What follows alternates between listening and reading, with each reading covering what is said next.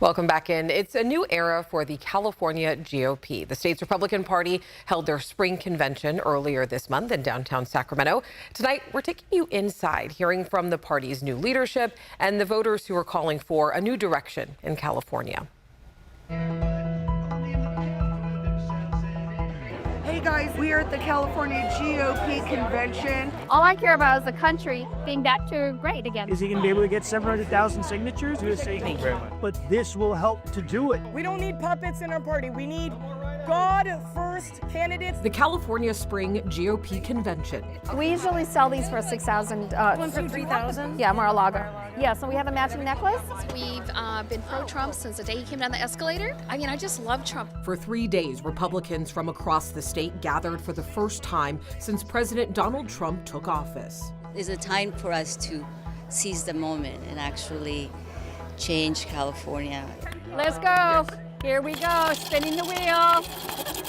Causing businesses and people to leave California. Yes, Newsom, you have been responsible for that.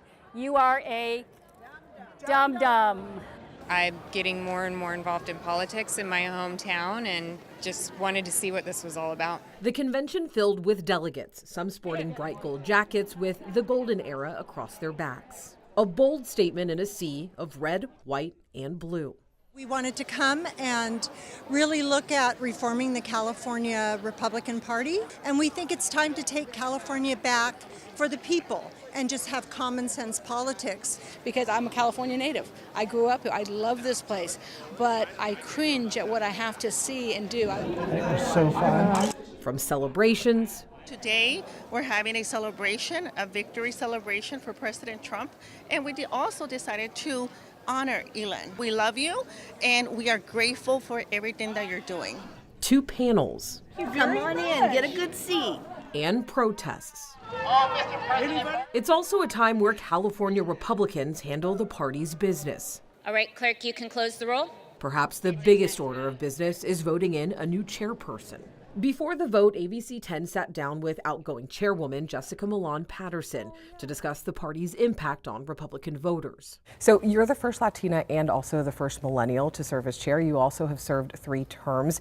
What have you really taken away from this role? And also, what do you think you've accomplished during this time? Well, certainly taking away from this experience, I have grown so much. This was never in my life plan. I was a very behind the scenes person. And when then Leader McCarthy asked me to run, it was a big step for me to be out there in the foreground. And so I've learned a lot. I've worked really, really hard. It's the hardest thing I've ever done in my entire life. So I feel that I have grown a lot over the last 6 years. On the accomplishments front, I think that we have seen a lot of accomplishments. From February 2019 to today, we've registered over 1 million new Republicans. There's more Republicans in California today than there were when Governor Schwarzenegger was in office. We worked incredibly hard on statewide initiatives, and in 2024, California voters were with the California Republican Party's position 89% of the time. So very excited about the wins that we had in Congress, very excited about picking up seats in both the Assembly and Senate this last cycle, the first time that's been done since 1980, the year I was born. And of course, very excited that we got so many great initiatives passed and killed at the last election in November. What do you think the 2024 elections really said about the future of the party and also where California voters are looking to go in the future? I think California voters have been awakened to what California Democrat one-party rule has done here. It is not the same state that you and I grew up in. When we have to put an initiative on the ballot to make crime illegal again, that says a lot about what Democrats have championed. Former Chairwoman Patterson is referring to Prop 36, passed by voters by 70% in November. It reclassified some drug and theft crimes as felonies. Patterson also mentioned $24 billion in homelessness funding that a state audit found was not consistently tracked. And she says our schools are failing our children. Federal data shows in 2024, students performed significantly below pre-pandemic scores in math and reading. It's a trend being seen across the country. There's a lot of problems that are happening in California, and there's only one party that's been in charge. So I think what we've seen over this last couple of years is California voters waking up to that and saying, we're not going to take it anymore. I also want to talk to you about something that you posted on X recently. So you said in less than a week, Gavin Newsom has released 3 podcast episodes while California leads the nation in gas prices, homelessness, and poverty, and sits near the top for the highest unemployment rate and cost of living. Great use of time, Governor. Why decide to post this? Because I think that he is absolutely unfocused on the job he was elected to do.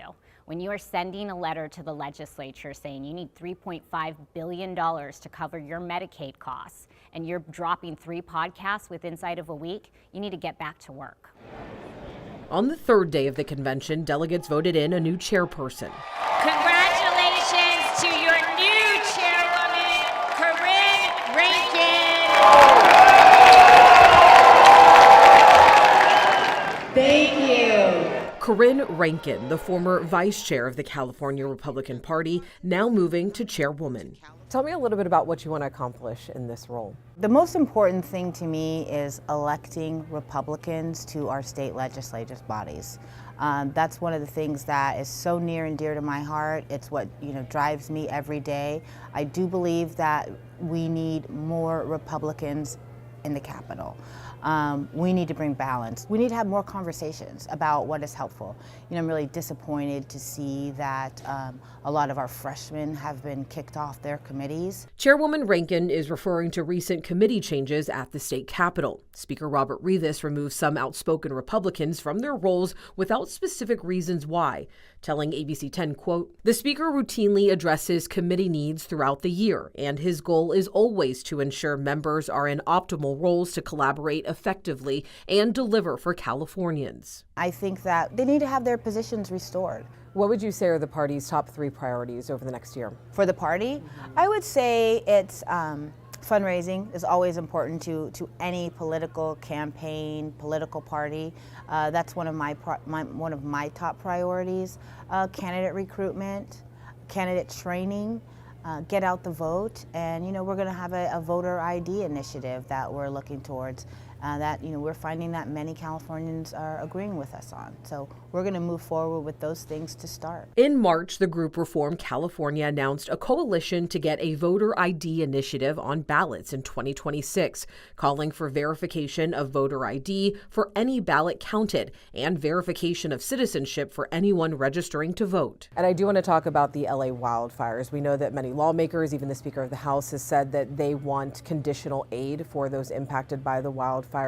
What are your thoughts on that? I think that the people who need aid, there should be a process. But I also think that, I do agree with President Trump when he came to LA and he said, hey, people want to, get back to their property. They want to clean it up. They want to rebuild. And we should, allow for that and make sure that people are self-empowered to, care for their property and do the things with their property that they want. Are you concerned about people not getting aid? Not at this time. With a state that leans heavily Democratic, how does the party plan to attract non-Republican voters? I believe it's just by 1, going on the offense, 2, presenting our message in a way that's digestible for the communities. Just being sincere, being authentic, being who we are, letting people know that we care. And we are struggling with some of the same things that you're struggling with. High cost of living affects everybody. And Republicans are constantly offering legislation and solutions, and we're going unheard. And when our solutions are going unheard, the public's going unheard. So it's really time for us to start aggressively getting our message out. Now, we asked Chairwoman Rankin if the California GOP has its eyes on any candidates for governor in 2026, and no names were given. But I did sit down with 4 Republicans who have launched their campaigns for governor so far, and we'll be speaking to Democratic candidates later this year. You can stream our special on the ABC 10 Plus streaming app. All you have to do is look for California GOP, A New Era on the home screen.